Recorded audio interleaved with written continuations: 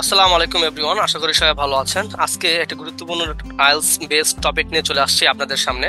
সেটা হচ্ছে the risk agriculture faces in developing countries. So এটা হচ্ছে একটা আইএলস বুকস 12 টেস্ট 2 থেকে নেওয়া।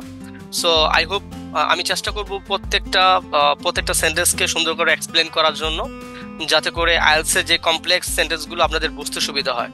সো আমি যেটা করব যে কমপ্লেক্সটাকে সিম্পল সেন্টেন্সের মাধ্যমে এক্সপ্লেন করব এবং এবং মাঝে মাঝে সেটাকে রাইটিং করার মাধ্যমে আপনাদেরকে বোঝানোর চেষ্টা করবো। ওকে, সো লেটস স্টার্ট। সো আপনারা যেহেতু টপিকটা দেখতে পাচ্ছেন, the risk agriculture face in developing countries, তার মানে এর অর্থ হচ্ছে কি ধরনের ঝুঁকিগুলো আমাদের দ্য রিস্ক মানে ঝুঁকি এগ্রিকালচার হচ্ছে কৃষি ফেস করে ইন ডেভেলপিং কান্ট্রিজ মানে উন্নয়নশীল দেশে কৃষি কোন ধরনের রিস্কগুলো ফেস করে, এটা নিয়ে এই প্যাসেজটা তৈরি করা হয়েছে। ওকে, সো চলুন স্টার্ট করি। টু থিংস মানে বুঝায় দুইটা বিষয়।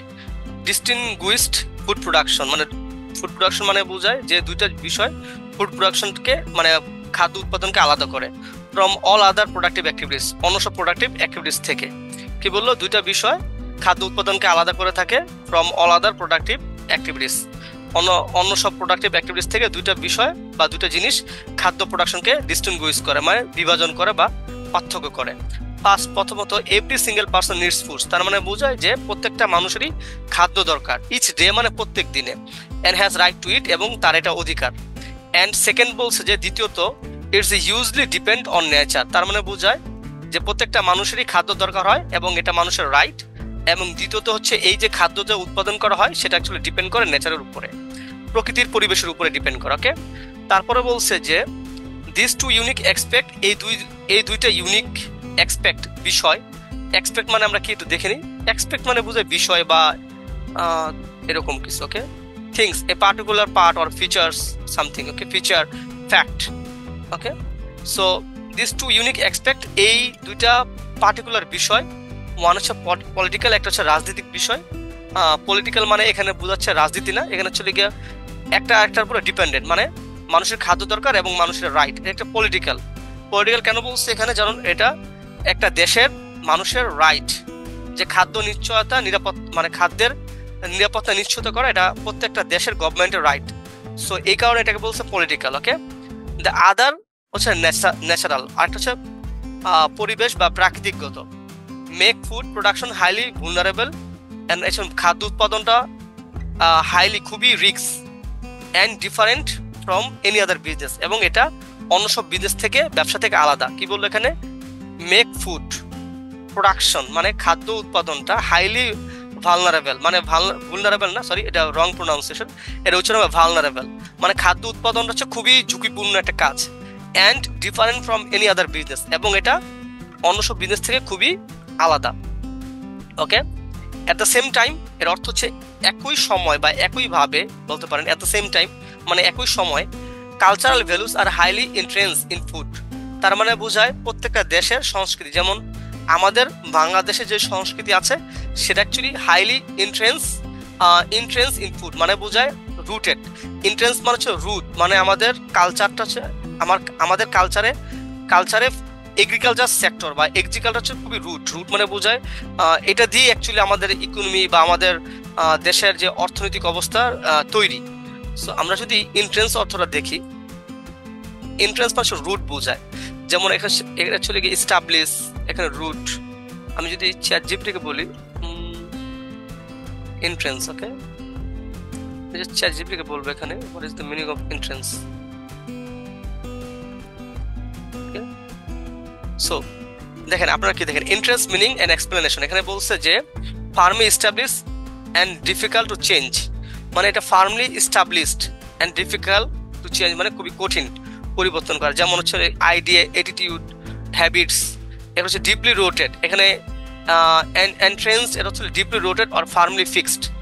এখানে যেটা বললো, কি বললো যে অ্যাট দ্য সেম টাইম মানে বোঝায় একই সময় কালচারাল ভ্যালুস মানে সংস্কৃতি, যেই ভ্যালুস মানে কি বোঝায়, বিলিভস, এই জিনিসগুলো বোঝায়।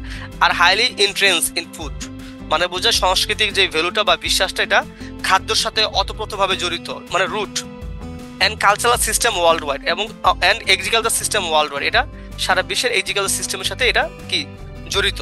And agriculture system world wide. Okay, so এখানে যদি আমি এটা আপনাকে লিখে বুঝাই, জাস্ট আমি এখানে লিখে বোঝাচ্ছি। এখানে যেটা বোঝানোর চেষ্টা করছে যে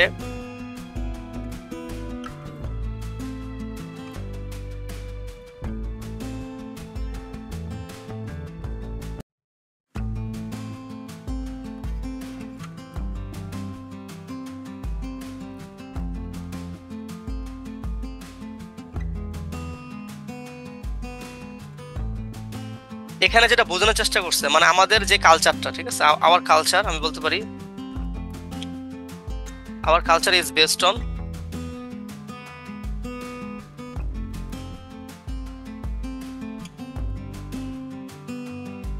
hour culture is based on agriculture. এটা কেন বললাম যে আমাদের দেশের কালচার মানে কি, সংস্কৃতিটা কিন্তু এগ্রিকালচার বেসড। আমাদের ইকোনমি যেমন এগ্রিকালচার বেসড, আমাদের কালচার মানে সংস্কৃতিটাও অনেকটা এগ্রিকালচার বেসড। এখানে বলছে at the same time cultural values are highly entrance in food. তার মানে বোঝায় কালচারাল যে ভ্যালু বিলিফসটা এটা অ্যাকচুয়ালি ফুডের, খাদ্যের সাথে খুবই ওতপ্রোতভাবে জড়িত। Okay, root and agriculture system world wide, এবং এগ্রিকালচার সিস্টেমের সাথেও। ওকে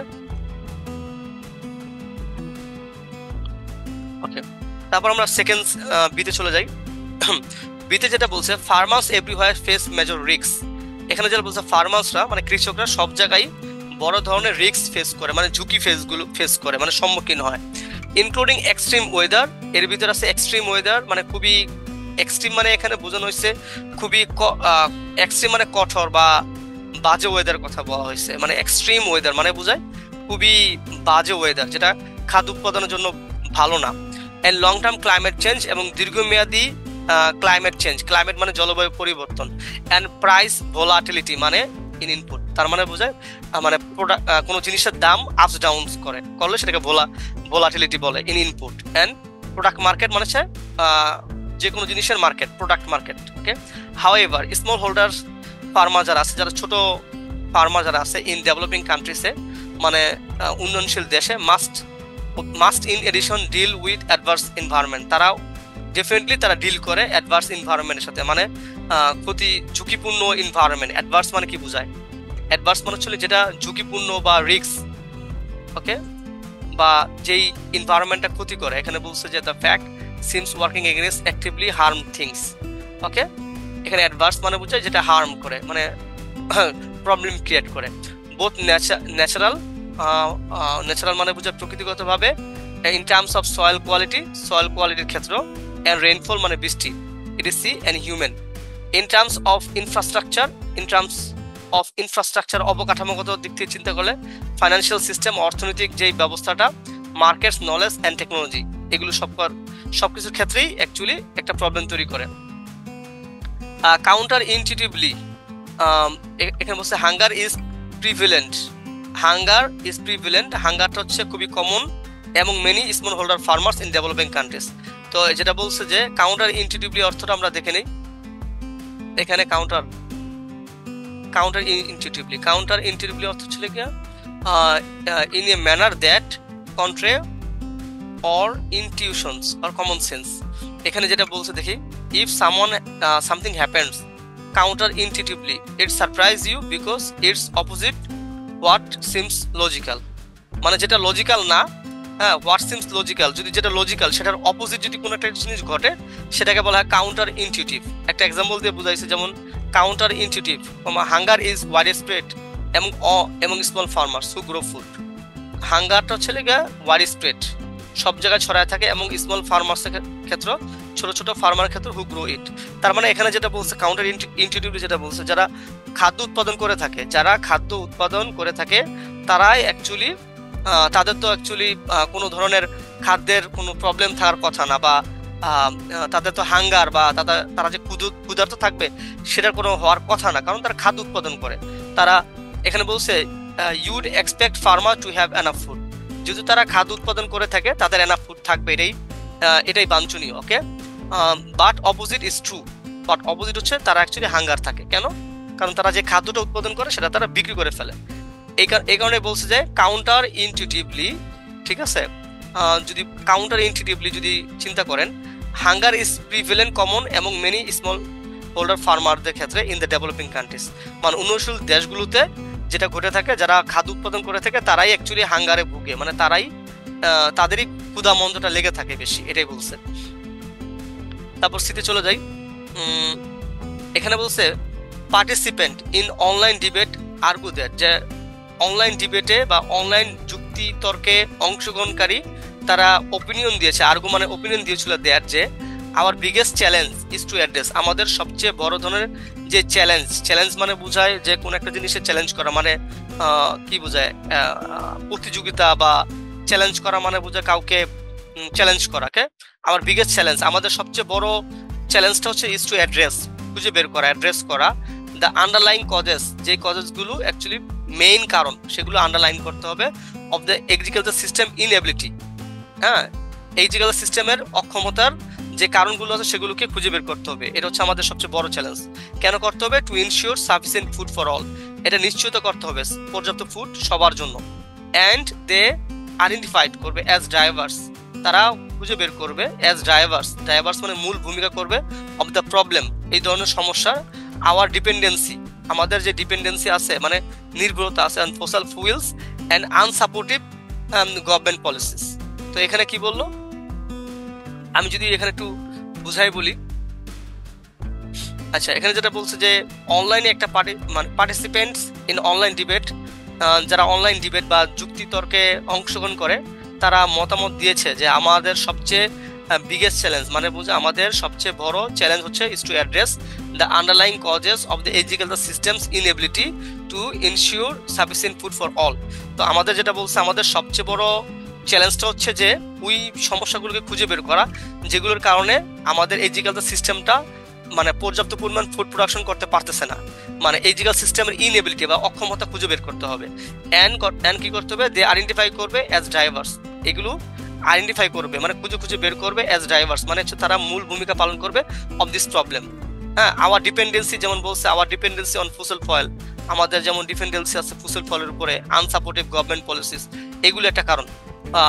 fossil fuel and unsupportive government policies, এগুলোর কারণেও কিন্তু আমাদের এগ্রিকালচার সিস্টেমটা ভালোভাবে কাজ করে না। ওকে, সেটাই বলছে যে the participant in online debate argue there, তারা আর্গু মানে মতের অমিল, কিন্তু এখানে আর্গু মানে ওপিনিয়ন দিয়েছে যে আওয়ার বিগেস্ট চ্যালেঞ্জ, আমাদের সবচেয়ে বড় ধরনের চ্যালেঞ্জটা হচ্ছে ইজ টু অ্যাড্রেস, খুঁজে বের করতে হবে আন্ডারলাইং কজেসগুলো, কারণগুলো of the agriculture systems inability. ঠিক আছে, এগ্রিকালচার সিস্টেমের ব্যর্থতা, ইনএবিলিটি মানে অক্ষমতা, এগুলো খুঁজে বের করতে হবে। এবং যেইটার কারণে কি হয়? To ensure food sufficient food for all, যেটার কারণে সাফিসিয়েন্ট ফুড ফর অল সক্ষম হচ্ছে না, মানে দেওয়া হচ্ছে না। অ্যান্ড হচ্ছে দে আইডেন্টিফাই করবে মানে খুঁজে বের করবে as drivers of this problem, এই প্রবলেমগুলো তারা as a drivers of the problem খুঁজে বের করবে। আওয়ার ডিপেন্ডেন্সি, যেমন আমাদের নির্ভরতা অন ফসিল ফুয়েলসের ক্ষেত্রে, অ্যান্ড আনসাপোর্টিভ গভর্নমেন্ট পলিসিস। বন্ধুরা, আজকের ক্লাসটি এখানেই শেষ হচ্ছে, তো দেখা হচ্ছে নেক্সট ক্লাসে। তো ততদিন পর্যন্ত ভালো থাকবেন, সুস্থ থাকবেন, আল্লাহ হাফেজ।